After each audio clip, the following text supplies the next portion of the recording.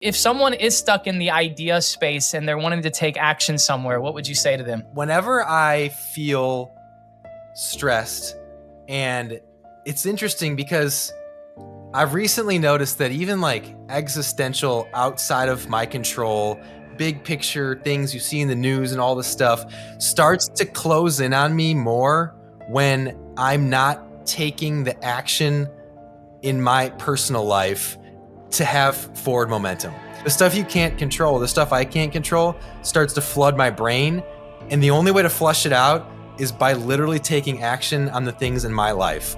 And as soon as I do that, not only do I feel better because I've done stuff, but I can't explain the mechanism. I am not a neuroscientist, but the other stuff feels better too. Welcome to the Brave Wisdom Podcast, where courage fuels radical focus and wisdom cuts through the lies.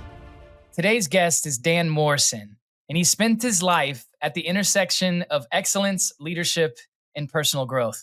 Dan is the co-founder and CEO of Voice of San Antonio and the founder and CEO of Morrison Creative, an award-winning boutique consultancy that offers design, direction, and strategy for creative projects and productions nationwide. He's also served as the director of bands at the great high school here in town, Ronald Reagan High School. But he's also a public speaker, which I'm drawn to because he's a great communicator. Him and his wife both are just brilliant relational connectors in the city. And they host a podcast called Happy Not Satisfied. And they're focusing on helping others find joy in the process of growth. But we're going to dive deep into this mindset that he has of happy, not satisfied. So please welcome to the Brave Wisdom Podcast, Dan Morrison. Hey, thank you so much, man. That was a very gracious introduction. I appreciate it. Hey, man, I got to be gracious.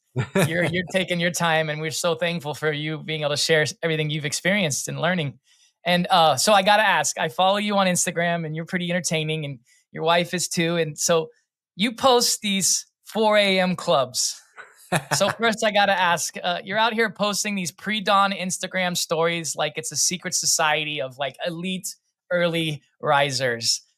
And my wife is one of those, and it annoys me because here I am trying to sleep and she's going to the gym at 4:30 in the morning. I'm like, what is with you people?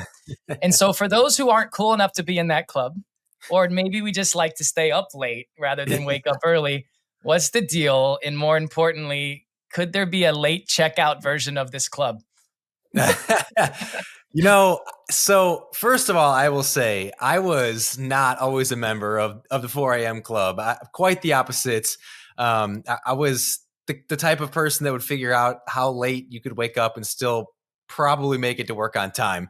But over the years, and we can talk about this a little bit, and sort of like a pivotal moment of change in my life about 5 years ago, where I just really kind of got on the health and wellness bandwagon and never looked back.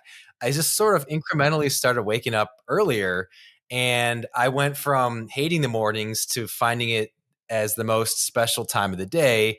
And I kind of just kept pushing it earlier and earlier until I was waking up at 4. And I was like, is this an okay time for people to wake up? Like, is this, I'm still not totally sure, but I mean, I love it. It's like everything is still, and most people I will tell you, I first started posting that thinking, oh, other people will like, quote unquote, join the 4 a.m. club with me. And that has not really happened. You're just making me feel bad every when I'm waking up at 9 a.m. I'm just kidding. It's a bit of a lonely club. It kind of feels like a club of one, but I know there are other people out there. Absolutely. But no, I mean, it's just, by the time I am like sitting down to work, I feel like I've already gotten a lot done. I've been awake for hours at this point. And so it starts to be like a virtuous cycle in a way where this feels so good that I don't want to stop. Now, that does require you to go to bed early. I'm not going to bed at midnight and waking up at 4. I've fallen into the habit, and I kind of, I don't know, I became a morning person. But I've thought about not doing those posts because I'm like, what do people really think of this? And every time I stop, someone's like, man, I miss those. Those motivated me. That was great. I was like, all right, I'll keep doing it. I think it does motivate me too, because it makes me reflect like, hey, could I be being a little more productive? And it is. It's an inspiration. So I admire it. It's just not for me. I am probably that since seminary and studying, I was always staying up late. I Yeah. love the late hours. Sometimes I get more creative at midnight, you know. I totally get Yeah. that. I mean, I remember Yeah. in college, I remember I would go to bed on a weeknight at 3 in the morning, and wake Right. up way late. And so, yeah, I've completely just inverted that entire approach. That's so fun. Whatever makes you happy, right? Well, That's right. I do really admire. I'm a marketing guy. I love good phrases, good memorable things, and you've got one with the phrase "happy, not satisfied." I can tell you've totally like taken it, and it's so good. And I think it's such a. And I've been studying a lot of these things too. It's like a paradox too. It's a powerful tension here, Hmm. because it really is. Can you take us back to the moment you first realized this was more than just a phrase? It was a mindset that you're teaching and sharing with the world. Yeah, absolutely. And I'm glad you asked that question. So I actually feel like this phrase for me originated when I was in high school. My dad was my high school band director. And whenever we had like maybe success at a competition, he would sit us down and talk about it. And like kind of his big takeaway would always be, all right, well, let's be happy, but not satisfied. And I always really liked that. Like it resonated with me and it stuck with me. And I feel like anything that sticks with like a stupid teenage boy for any amount of time must really have something to it, right? Like It I'm must sure be words. you know what I'm talking about with this, right? Yeah. And so when I became a band director myself, I was like, I want to continue to use this because it was really impactful for me. And I kind of made it the mantra of our program. And instead of harping on, we have to win, talking about the competitive outcomes and all this stuff, which to me is not the way to do it, especially with kids, but really with anybody. If you are only focusing on winning or achieving, really, you're probably going to have worse results. You're going to have burnout. You're going to have resentment. You're going to have all these things. So I did everything I could to de-emphasize the importance of like the quote unquote success, right? The results, the outcome. And I talked all the time about being happy, not satisfied. And at the end of every talk, at the end of a rehearsal I'd give, I would just remind everyone like, all right, let's be happy but not satisfied. There'd be these contests that would have a preliminary round and a final round, and we were always fortunate to make it to the final round. But we would get that like before the finals performance, that's like, let's be happy but not satisfied. Like we're happy we're here, but we're not satisfied. There's more work to do. Let's keep pushing. And I think you could look at that and be like, well, what do you mean I'm not supposed to be satisfied? And like, some of it's some semantics, but I do feel like it kind of sticks with you, right? Yeah. And it's this idea of finding joy in the process of growth as opposed to thinking you're going to find this joy by winning something. So good. So that's where it Yeah. originated. And then from there, I mean, I was like, I think there's something here beyond just, with my students. And that's when I kind of decided I want to branch this out, make it more universally accessible, speak about it more, create content around it, because it changed my life. I saw it change students' lives. And again, I have to credit my dad for this because he's the one who really instilled it in me. And so now, yeah, I use it in all kinds of ways that I feel like are hopefully impactful for people. Absolutely. It's very effective. I really want to encourage you. I think keep using it, and I think it's going to be well established and propel you into some great opportunities to share what you've accomplished, but really to give people's perspective, like you said, because I think there's a lot of us that I've worked with some of these too recently. One guy I just interviewed, this is really cool, kind of going to flow in some of the things you might share too. He uses the term the healed hustle. So I'm Hmm. loving these like short little statements that all of a Yeah. sudden say, "Hey, it's okay to pursue the hustle." And because you're in an entrepreneurial space too, it's like Yeah. there's always going to be a hustle. But he was making that tension, saying, "Look, if you do it from a place of healing, then it won't collapse later in life." And I think the same thing with you is like we all want to pursue happiness, but we never want to be stuck or satisfied with the status quo. And I think there's a disruptor kind of mentality, and it's been neat to see even getting to know you and your wife, and that word disruptor is starting to be used a lot, I think, but it also is very so speaking to that, what does that word disruptor mean in terms of the things that you innovate and the things that you try to change? Yeah, that's a great question. I mean, I feel like that's kind of like an entrepreneurial buzzword, right? Like we're Right. being disruptors. Yeah. But it's for good reason. All of the greatest technologies and inventions and all that were all disrupting the status quo, and then it's funny because then it kind of becomes the status quo, and then what comes to disrupt that, right? So it's just like Right. a never-ending cycle of innovation through disruption, I think. But one area that I think actually my wife Ellie, who is just like my partner in life and my wife and my business partner and my best friend and all the things, and you've met her. I mean, Yeah. she's an enigma. She's beyond description, incredible in every way. But she and I and Lorenzo, who you've had on your podcast, are actually Yeah. working together, and we're about to launch this platform that you helped us Yeah. build the website for, called Voice of San Antonio, VOS for short. Come on. And we're hoping it's a bit of a disruptor in sort of the San Antonio media landscape. And it's a contributor based thought leadership platform for like visionary voices in the city, talking about issues, talking about things that are great, talking about the city in a way that it deserves to be talked about. So we're thrilled about that, and we feel like when you said that word disruptor, I thought about what in my life is doing that, and I think it's that it's Voice of Yeah. San Antonio. So we're really excited to see what that can do. And I think when you disrupt too, I think what I see in Ellie and I see in Lorenzo greatly too, but that's why I think we're both drawn to him as well. He likes to disrupt, but he's always aimed at people. I don't know what Yeah. it is about Lorenzo. He cares so deeply about the people that he meets, and I think he sees that. And I think I'm drawn to those type of individuals that propel potential. And it sounds like anyone that's been a Mm-hmm. teacher, a coach, a band director. I remember my reflections back in band. You're right. Like there are a few people in high school, your high school experience. There are less teachers that make such profound impacts. But I do know this, the band director, man. Like Yeah. I had Wallace. You probably knew Wallace Duroff. That was who Oh my yeah. band Wally director. Deeroff, man, he's a legend. Yeah. Wally Duroff, the dude was epic. I mean, when he get mad, I mean, it was fun sometimes. I mean, it was just like, he could get so mad is like, it was just incredible. Cause Well, he, hopefully yeah, that's not all you remember him for, but yeah, that's not all I remember him for, but I just remember him being mad at us sometimes, which was, again, it was interesting sometimes you because need that though, go but he like was see so above dumb passionate. high schoolers, right? Like Yes. Oh, sometimes you he's need that. dealing with a lot of teenagers for sure. And I totally respect. But I think what he did was the passion. That's what it was. Oh The yeah, man lived, 100%. breathed, and was the most passionate about everything. And I think it taught me more than I even sometimes realize about like discipline and working with others. So that kind of brings me to a question around that space. You know, I looked at band and you were a very successful program, but that's a lot of kids you're having to put together. That's a Mhm. huge team, a Oh yeah, massive team. I mean, like yeah. football teams are big too and other things, but you got hundreds of kids having to put them in order, chaos in order. I love that theme. It's literally what your job was. So, my question, how did you approach building such a winning and a successful culture at Ronald Reagan?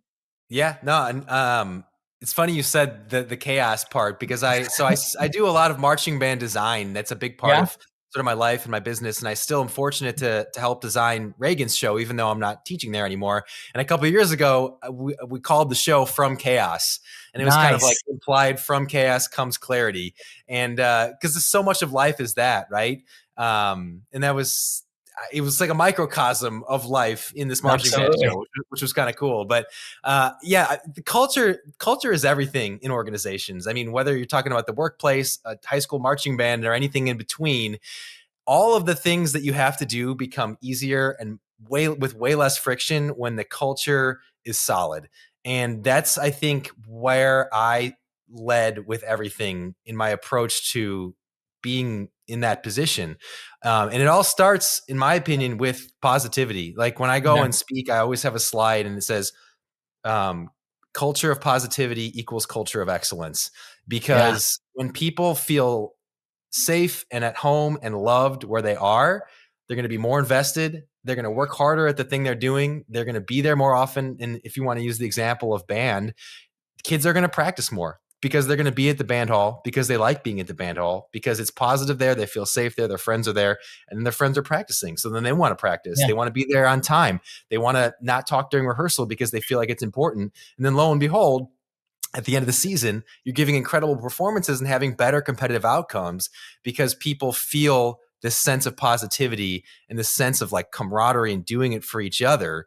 Whereas if you're focused on, well, we're just going to win at all costs, and that's the focus, like I talked about earlier, a big part of that to me leads to resentment, because if you're putting all of your eggs in this like competitive basket, whether it's at work and you have to hit your quarterly numbers, or it's in the context of what I'm talking about, or it's a team, obviously everyone wants to hit the numbers, wants to win, wants to do well, right? That goes without saying. Like that's innately part of us as humans. Like that, you're not going to take that away. But if you're only focusing on like this number or this outcome, and you don't get it, then all of a sudden, what was the point? Like there was nothing else to it but this thing, and we didn't do it. So why should I even try? Why should I even come?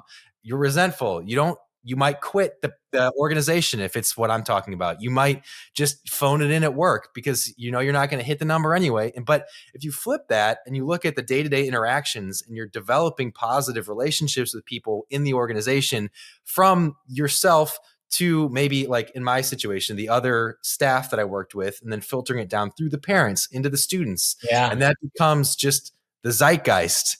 Then everything, like I said, I feel like frictionless was the thing that I was always trying to Wow. figure out. Like, how do we make this not feel hard, but like it feels like we're all working together and we're swimming in the same stream towards the same thing. So the Wow. culture thing to me is everything above, because the skill and the excellence and all of that will happen not on its own. Yes, like you need to understand how to teach music if you're me or whatever, right? But all that stuff is so much easier to achieve when people are bought in and invested in the first place. Wow. And Dan, you said that word, I really like it. I might adopt this in my own company, like frictionless. I mean, there's Yeah, of always going to be friction, but certain course. processes you see where there's more, and usually this because there's more issues or it's even more complicated. So I'm building a team. We just hired a web designer. My wife's hiring an administrative assistant. Yeah. Brilliant former Marine. Hopefully she takes the job. I'm like getting ahead of myself. Nice. We haven't hired her yet, but we're making the offer. She's brilliant. And like I see these people coming in, and I have such a heart. I'm sure you do too when you build teams. It's like I just want to have the best culture. So for someone like me who's currently building a team, or someone's like maybe even struggling a bit with their team dynamics, where should they even start if they're really maybe reevaluating it and trying again? Yeah. I mean, oh, man, it's tough. And, if I know you listen to lots of podcasts, sounds like we listen to some of the same podcasts. And I Yeah. feel like whenever they're talking about building companies or what's hard about that, the first thing they say is how hard it is to find great people, and to build teams around the right people, and that you lose sight of that because you're focused on your idea or whatever. And really, a company is like a group of amazing people doing things, at a high level. The place where I spend the most time kind of building teams and working with teams is in this role, designing marching band shows, because I'm kind of like the producer. So I'm sort of the person that kind of I'll come up with the concept of what the show is a lot, but then I'm working with all of the different creators to make sure we're all on the same page and like working towards the same vision. So there's the person that writes the music, for the brass and the woodwinds, and then there's a separate person that writes the music for the percussion, and then there might be a separate person that does like the electronic sound design, and someone that does it's called writing the drill, where everyone has to be in the field, and then the choreography, and then the graphic designer. And so there are all these teams, and then there's the band staff and the people that actually are there every day working with the students. And the longer I do this, when someone asks me like, what is a good fit for a project you're looking to do, my only answer is, I just want to work with good people that want to have a positive relationship. Like, I can promise you that I'm going to try my best, that all the people that I work with are going to try our best. We're on your side. But for this to feel good, we all have to give each other the benefit of the doubt, know that we're all working hard, know that we have the best interests in mind with everything that we're doing, and then from there work towards the best outcomes. And so I know that doesn't necessarily give you an answer on like, how do I hire the best team? But I think coming from a place of that being the driving force is a good first step. Because I know people that are brilliant creative talents that perhaps are not the easiest in a team setting, and not, Yeah. I try to pride myself on like, I will work with anyone and let's make this work. But Yeah. the longer you do something, the older you get, the more you look at your priorities, you realize Yeah. like, I want to have pleasant experiences during my days Yeah. as much as possible. And so like Yeah.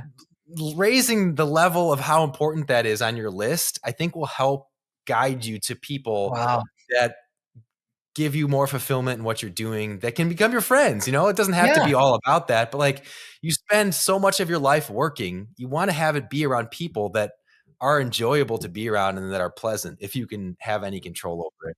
That's really good advice, and I've heard it said one time, like, in the sense of hiring, especially if you're supervising them directly, if you wouldn't enjoy a dinner conversation with them, you probably shouldn't hire them because there is a such thing as chemistry, and it does drive Oh, us. absolutely. Yeah, chemistry is it's like, it's so funny. I've been thinking about this a lot lately, where you hear the same things over and over again from people and you start to think it's a cliche and a whatever. But then I'm like, Right?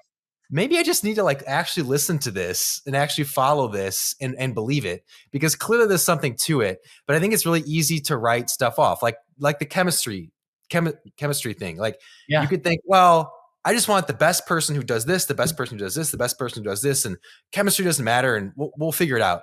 You know, but that's then you go and you do trial and error, and you realize it turns out chemistry does matter. you know, Yeah. but it's hard sometimes to convince yourself of these things because, well, with me it'll be different, right? It's like, Right. well, maybe not. Is it true that the best leaders are also very self-aware? I mean, I without putting myself in any of these categories or conversations, I think absolutely yes. And I think in going on the opposite of that, some people that I have seen in leadership positions, their biggest Achilles heel issue is a lack of self awareness. Because I think when people are looking to you for a lot of things when you're in a leadership role, and I think a lack of self awareness leads to almost like this accidental hypocrisy, where you Oh. don't even realize that you're not walking the talk. You don't realize you're doing it. It's not on purpose, right? Like, it's a literal lack of awareness. And I see that a lot. It's like well-intentioned people that don't necessarily know how they're coming across or how other people perceive them. Mm. Um, and so, yeah, I think that's a great question. And I think Yeah. it's huge in leadership. And I think you got me thinking about like unawareness. And one of the things I'm part of is the arena where he's teaching these 7 frequencies of communication, Hmm. which is an incredible thing to study. You can check out the book yourself. But I've learned my frequency of communication, but he's also instructed that every frequency also has a shadow.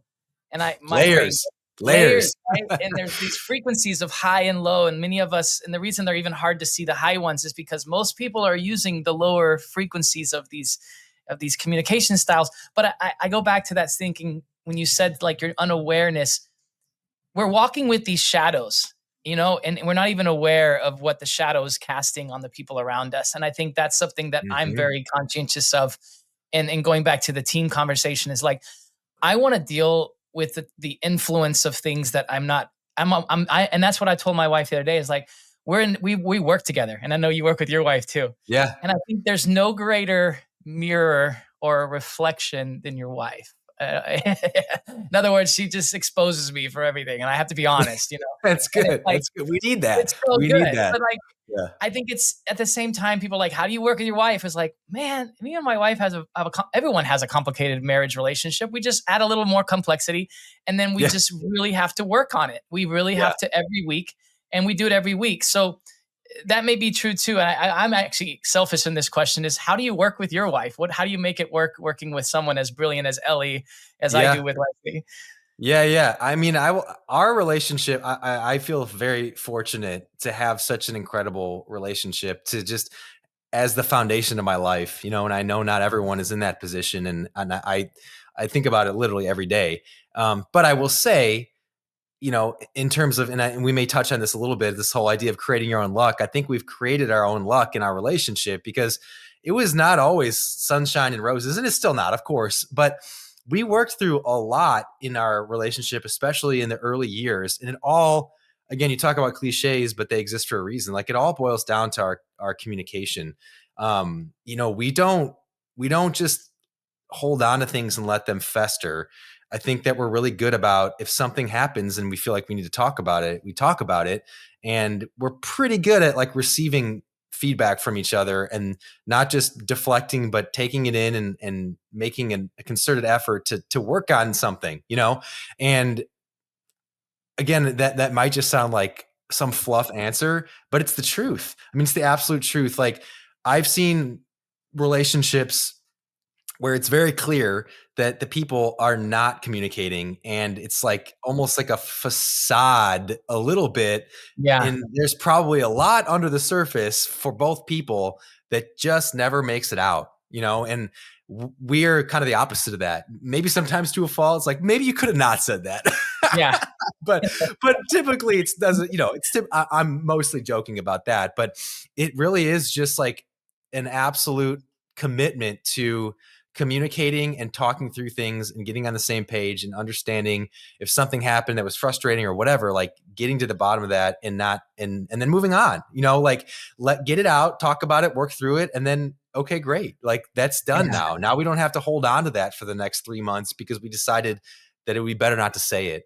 For Yeah. us, that's what works great.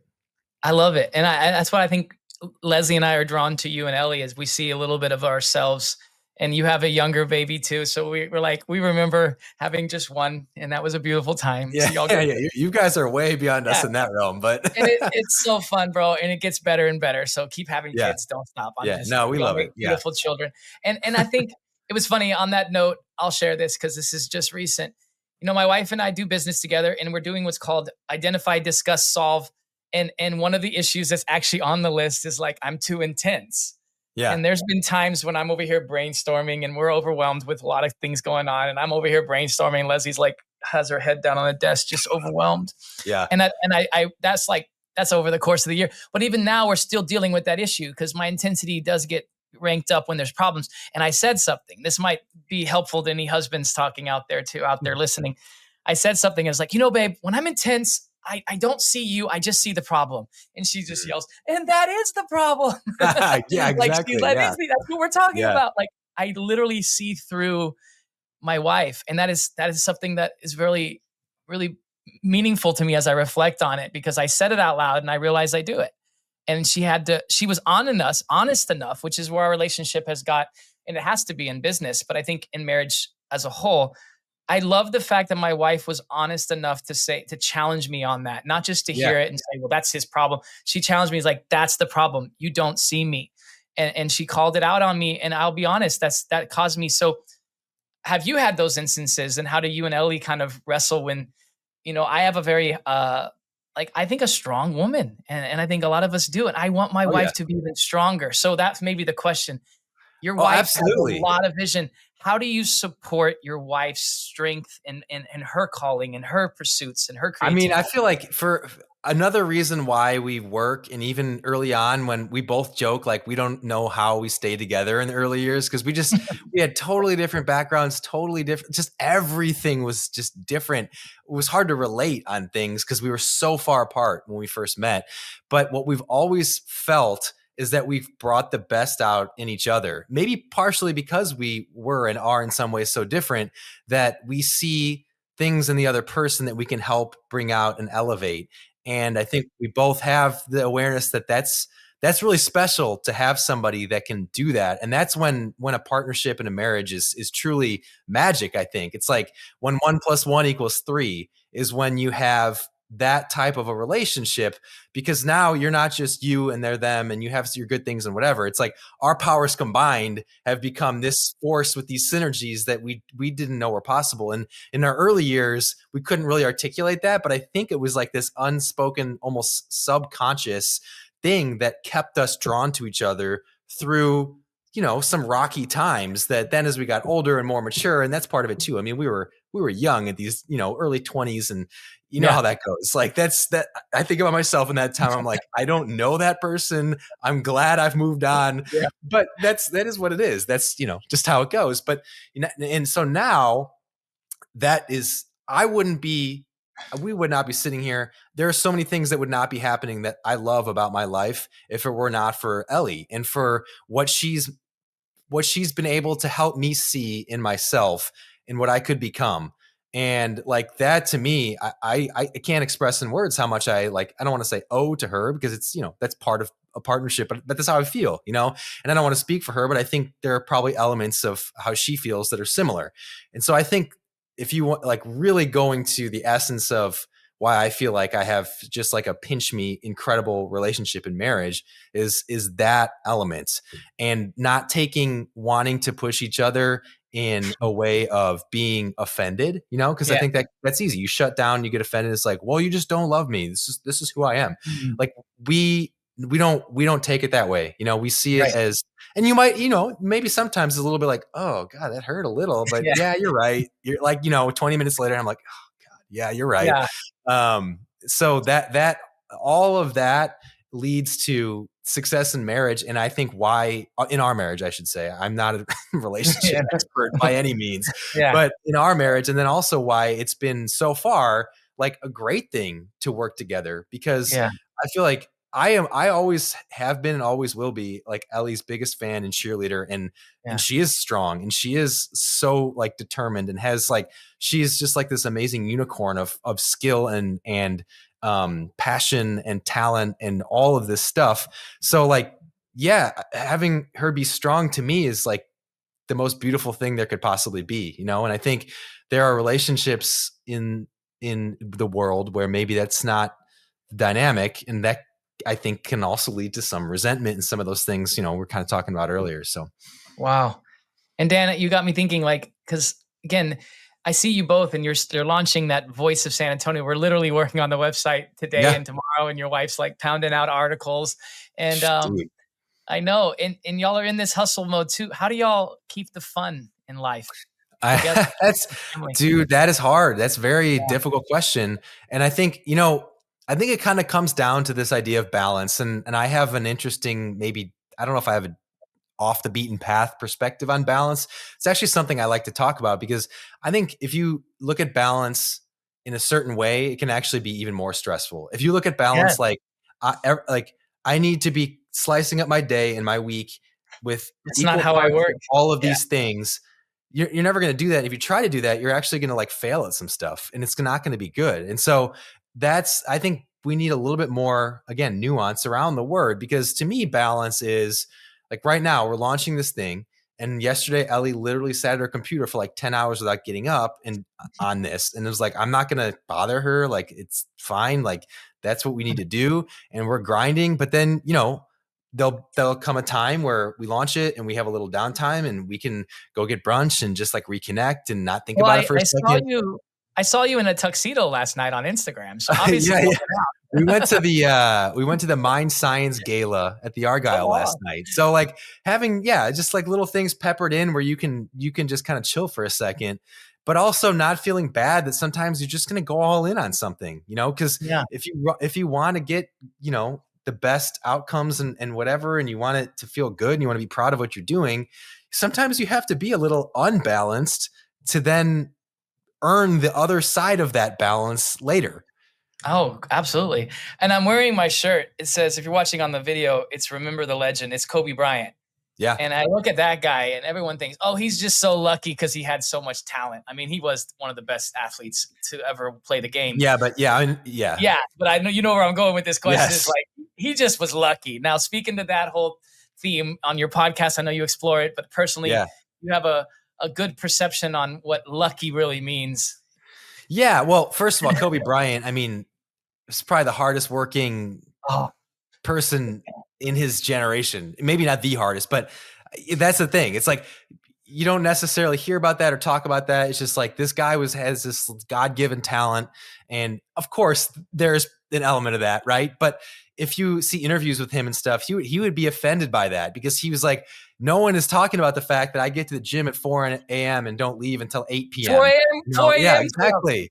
Dude, Kobe Bryant is absolutely in every Yeah, club. I mean, yeah. but yeah, so that leads a little bit to this idea of creating your own luck. And I was telling you before we started recording, I started thinking pretty heavily about this because of a conversation I had a few years ago, where somebody who was a band director was also kind of thinking about doing something different. And obviously I had done that, and I had a lot of reasons why that are very different than maybe people would expect. I mean, I wasn't burnt out. I loved what I did, but my dad was a band director. I was around it my whole life. It was all I had ever known. And I have the type of personality where I was like, I want to try something else, maybe I'll come back Wow. and do this, but I just, I'm ready to try something else. And so I say that because I didn't want to just like jump ship on the career or any of that. Like it was great. But anyway, this conversation basically ended with, well, yeah, I mean, I'm not sure we can really relate because, you just really got pretty lucky. And honestly, I didn't really know even, I was like, what is he referring to even? I don't like, how do I take this? And my first instinct was, in a lot of ways, yes, I am like, I have my health, my family has their health. There's so many things that are out of my control that are going great. And I fully acknowledge that. And I don't want to undermine or like devalue any of that because it's certainly important. But that's not I don't think that's what he was talking about. To me, it was like, you've done these things or you've accomplished something, or you got into school, this or that.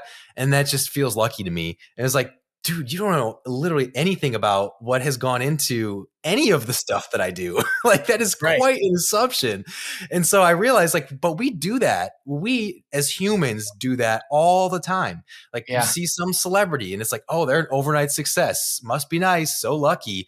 And then Yeah. you do some research and realize that they've been grinding it out in small, theaters with 4 people in the audience for the last 12 years. And then finally an agent came and saw them. And then, like that's just an example, but it's like, yeah, they're the 20 years in the making overnight success, right? You don't hear about the 20 years. You see the tip of the iceberg. We don't see the rest of the iceberg. And so, I think I like talking about creating your own luck because it gives people agency over their outcomes. And while there will always be traditional luck involved in everyone's life, I don't think it does you no good to dwell on that. To be productive, to grow, to improve, to do all those things, like take the bull by the horns, to control the Come things on. you can control and try to create your own luck. Try to put yourself into situations where you can get quote unquote lucky. And I promise you, if you do that, you will get luckier. Like, the Yeah. whole thing is like the harder you work, the luckier you get. Again, a cliche, but so true. It's It is like, true. so I'm on this kick right now of like, I'm going to stop thinking about cliches as being cliche. I'm just going to Oh think yeah. about them more and realize that like, there's a reason people say this stuff all the time. You're onto something. One of my mentors, Erwin McManus, would say, always remove every cliche from your vocabulary, especially when speaking, because the moment you say them, everyone has their own like file cabinet of what this cliche means, and everyone Yeah. you just spend half your time now having to redefine what you're trying to say. So I Yeah. think clarity is so important, is what you're describing, and I think that's what I see in you, in some of your vision, and why you've been successful is the clarity of your statement: happy, not satisfied. Create your own luck. I think there's two things. I think you're bringing clarity to a lot of this growth space and this creative space with the band, productions and things, which I think I can't wait to see one of your shows. I need to go back and Yeah. I'll just, send you a link, man. I'll send you a yeah, link. Yeah. man. It got me thinking. I was like, I get it. Like, I will actually truly appreciate the brilliance of your production because I was Yeah. in it at one point, so I Yeah. understand.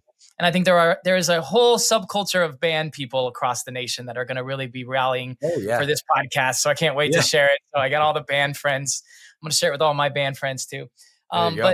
But all that being said, the thing I want to take from this conversation, maybe you can give some more including thoughts on it. It's like there are so many people that I meet that are more in the theoretical space Yeah. and they stay there. And I'm guilty of that too. But I think there are people like you and your wife who you have an idea of voice of San Antonio. I mean, anyone could have that idea, but many of them will keep it in the idea space, but never come to Leslie and I and say, hey, build me a website.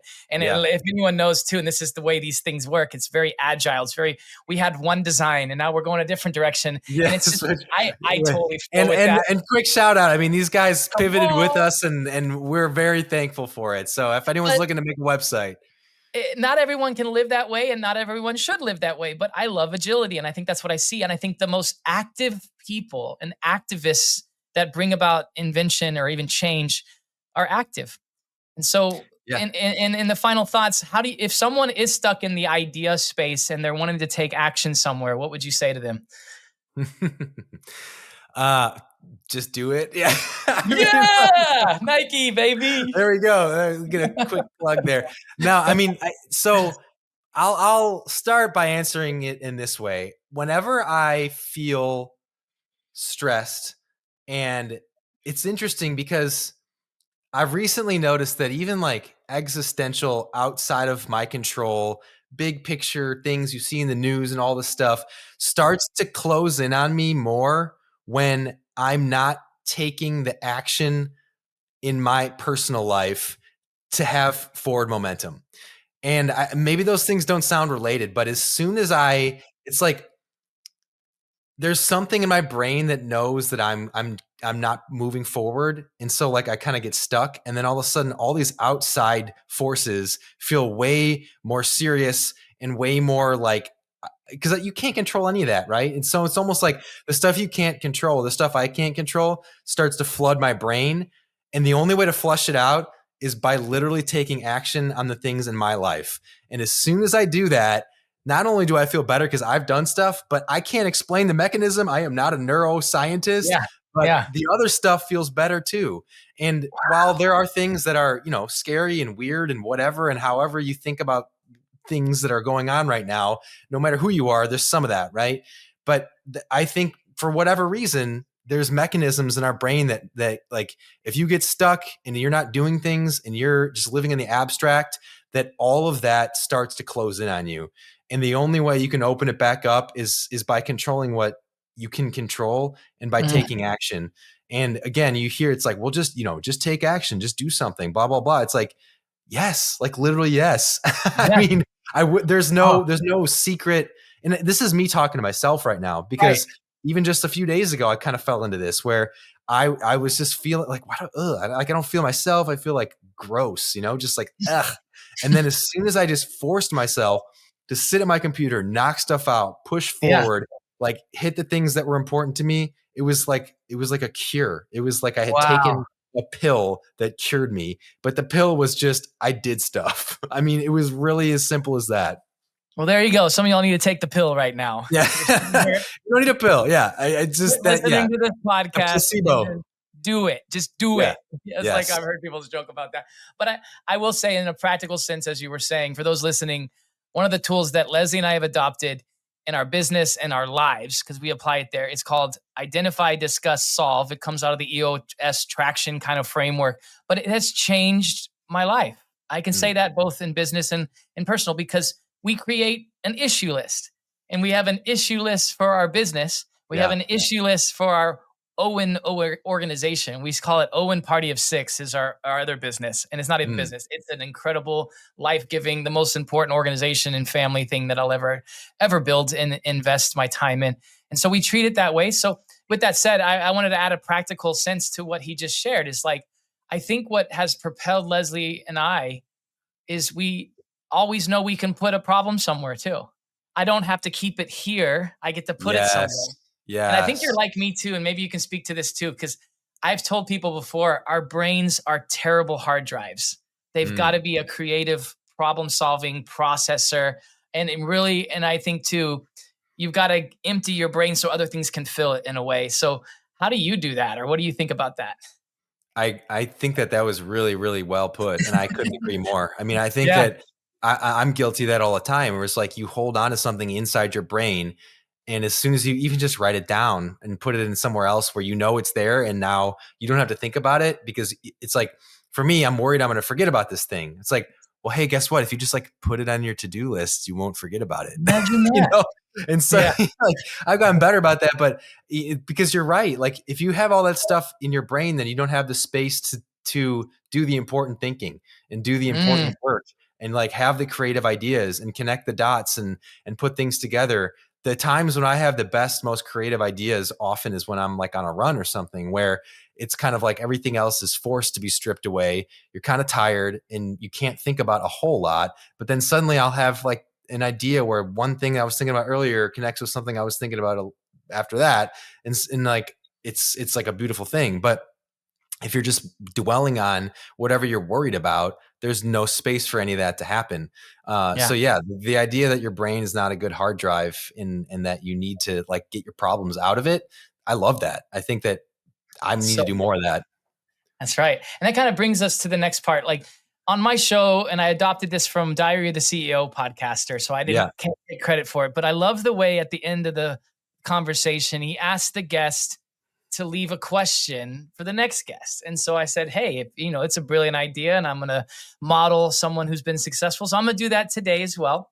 And I've done it in the last few interviews. Now, to be quite honest, I'm releasing my interviews kind of out of order, so we won't know the exact cadence of the questions, but I Sure. got a really good one for you. Are you ready? Okay. Yeah. This was from one of my previous interviews I recorded, and his name is Benjamin Poffenroth.